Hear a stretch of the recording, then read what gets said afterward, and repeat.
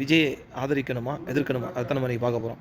மாண்புமிகு புரட்சித் தலைவர் கேப்டன் அவர்கள் வரும்போது 50 ஆண்டு கால இந்த ஆட்சியினால் என்ன நிறை என்ன குறை என்பதை பார்த்தார். அந்த நிறை என்பது குறைவு, குறை என்பது அதிகம்.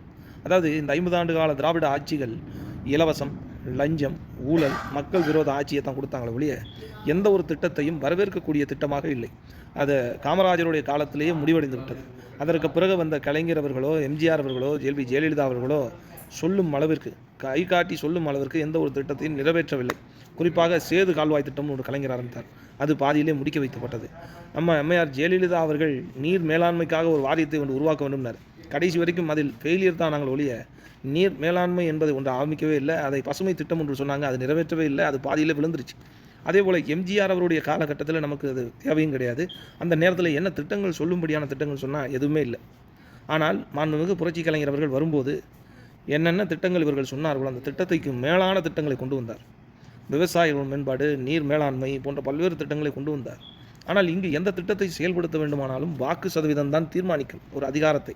அந்த வாக்கு சதவீதத்தில் 80% அடைந்த விஜயகாந்த் அவர்கள் கேவலம் 20% அடைய முடியவில்லை. ஏன்? இலவசங்கள், ஓட்டுக்கு பணம், மகளிர் சுயக்குழுக்களுக்கு அவர்களுக்கு ஏதாவது உதவி செய்கிறேன், விவசாய கடனை ரத்து பண்ணுறேன், கல்வி கடனை ரத்து பண்ணுறேன், அது பண்ணுறேன், இது பண்ணுறேன், பொய்யான வாக்குறுதிகளை கொடுத்து கடைசியில் ஆட்சி முடிஞ்சோடனே 100% நாங்கள் செய்துவிட்டோன்றது. இன்றைக்கி கூட எடப்பாடி பழனிசாமி 100 யூனிட் வரைக்கும் ஃப்ரீ. 100 யூனிட்டுக்கு மேலே போன காசு, ஒரு யூனிட் எவ்வளவு? 5 ரூபா. 2 மாதத்துக்கு ஒரு மாட்டி எடுக்கும்போது இன்றைக்கி 1000 ரூபா வந்துச்சு. 100 ரூபா கட்டிக்க இந்த கரண்ட் பில்லு, இன்றைக்கி 1000 ரூபா வந்துருச்சு. கேவலம் ஒரு மின் வாரியத்தை கூட சீரமைக்க முடியாத, அதிக மின் உற்பத்தி செய்ய முடியாத நிலையில் தமிழக அரசு தத்தளிக்குது. இன்றைக்கி திமுக ஆட்சியில் நெசவாளர்கள், விவசாயிகள், சில்வர் பட்டறைகள் வைத்திருப்பவர்கள், லேத்து வச்சுருக்கிறவங்க எல்லாருமே சொல்லில்லாத துயரம் என்னென்னா வரி. கேட்டால் மத்திய அரசு தான் பெறுது வரி அப்படின்றாங்க. ஆனால் மாநில அரசுக்கு அதிலிருந்து 66% வந்து மாநில அரசுக்கும், மீதம் இருக்கக்கூடிய 28% மத்திய அரசுக்கும் போகுது.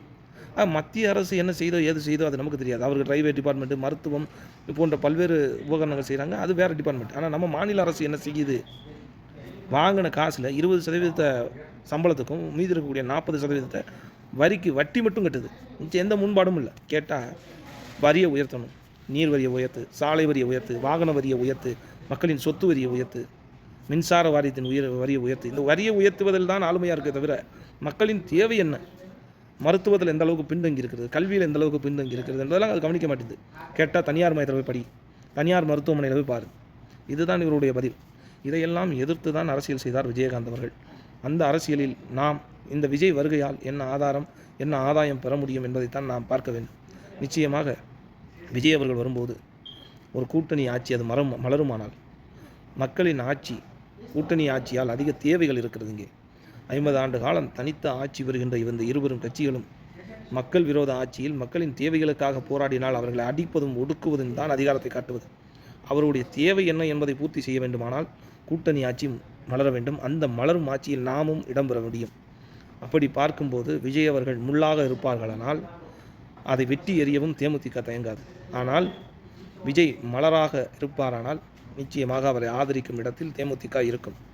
நிச்சயமாக இந்த இருவரும் கட்சிக்கும் தேமுதிக கொடுத்த ஒரு பிரச்சனையை விட விஜய் வரும்போது கூடுதல் பிரச்சனை தரும்.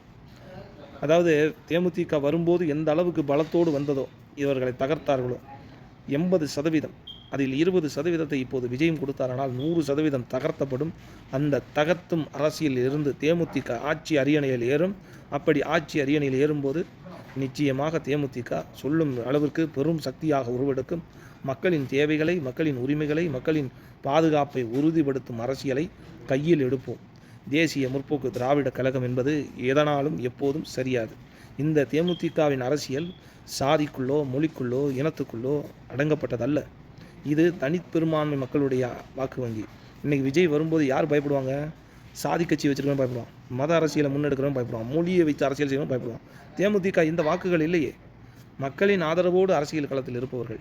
நிச்சயமாக விஜய் வரும்போது இந்த அரசியல்கள் தகர்த்தப்பட்டு தேமுதிக உயர்ந்த நிலைக்குத்தான் வரும் என்பது எனது நம்பிக்கை.